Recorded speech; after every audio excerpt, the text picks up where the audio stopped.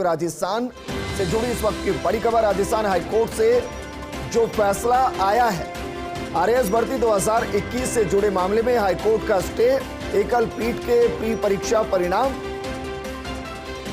तो रोकने के फैसले पर स्टे है और चीफ जस्टिस अकील कुरैशी की खंडपीठ ने स्टे लगाया है। आरपीएससी एग्जाम करा सकती है, यह कहा गया है।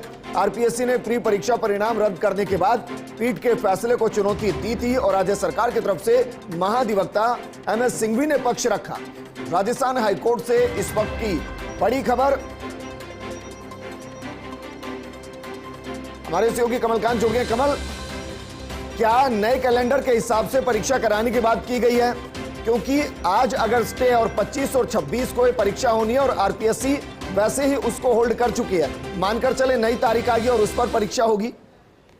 जी बिल्कुल, कल के एकल पीठ के निर्णय को आज हाईकोर्ट खंडपीठ ने आज स्टे करते हुए आरपीएससी को रीशेड्यूल करके एग्जाम कराने को कहा है और सिंगल बेंच में जो याचिकाकर्ता थे उन सबको नोटिस जारी किए हैं। साथ में खंडपीठ का कहना है कि रीशेड्यूल, इस एग्जाम को रीशेड्यूल कर सकते हैं क्योंकि सुबह ही आरपीएससी ने 25 और 26 का जो एग्जाम देना था वो स्थगित कर दिया था। जी बिल्कुल कमलकांत, इसका मतलब यही निकालें कि आरपीएससी अगर नई तारीख पर इस परीक्षा के मेंस को कराना चाहती है तो उसके लिए वो स्वतंत्र है। बिल्कुल, आरपीएससी कोई भी तारीख घोषित करके एग्जाम करवा सकती है। हाईकोर्ट के इस तरीके के निर्देश हैं जी।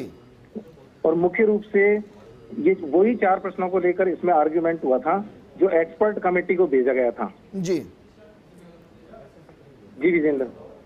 कमलकांत, क्योंकि उसमें यह भी था कि 5 सवालों को लेकर जो विवाद था, एक सवाल के जवाब पर कोर्ट का अलग से कहना था कि हाँ उस सवाल को लेकर रिएक्शन आए। 4 सवाल जो भेजे गए थे।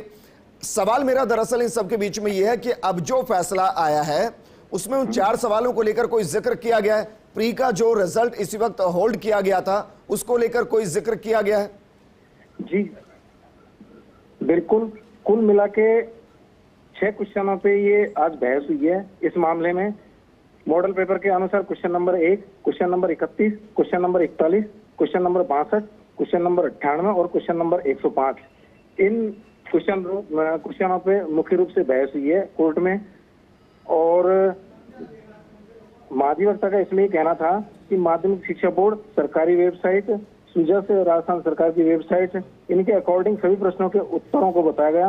हिमाचल हाईकोर्ट के, सुप्रीम कोर्ट के इनकी रूलिंग वगैरह, इनके पुराने फैसले जो हुए उनके बारे में भी आर्गुमेंट किए, उनको भी बताया। और उन्होंने ये भी बताया कि 939 आपत्तियां आई थी और उनको तय करते हुए 22/11/2021 को फाइनल आंसर की जारी की थी।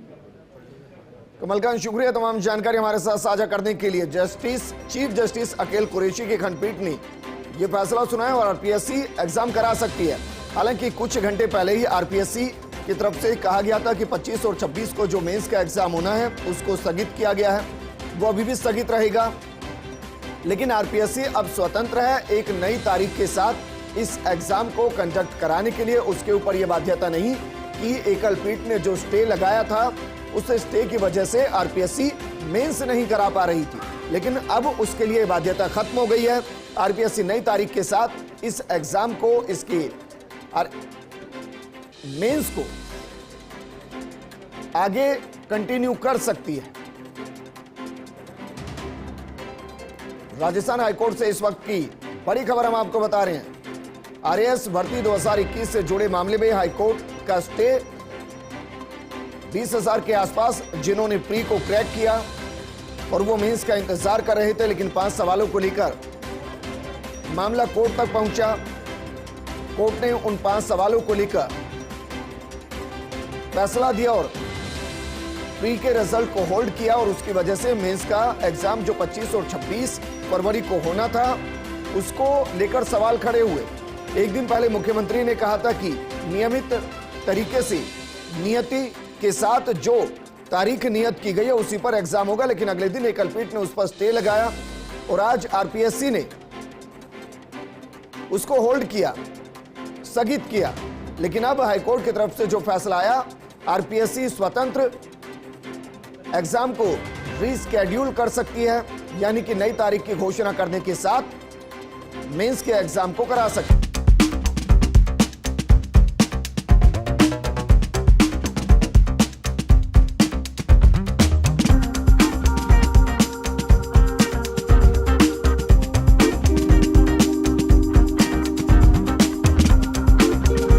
अलग चरण पर पहुंचता हुआ, क्योंकि जिस तरीके से कलपीठ के प्री परीक्षा परिणाम रद्द करने की बात थी, चीफ जस्टिस अकील कुरैशी की खंडपीठ ने स्टे लगा दिया है। आरपीएस से अपनी रीस्केड्यूल करवाकर एग्जाम को करवा सकती है और प्री परीक्षा परिणाम रद्द करने के कलपीठ के फैसले को स्टे कर दिया गया है।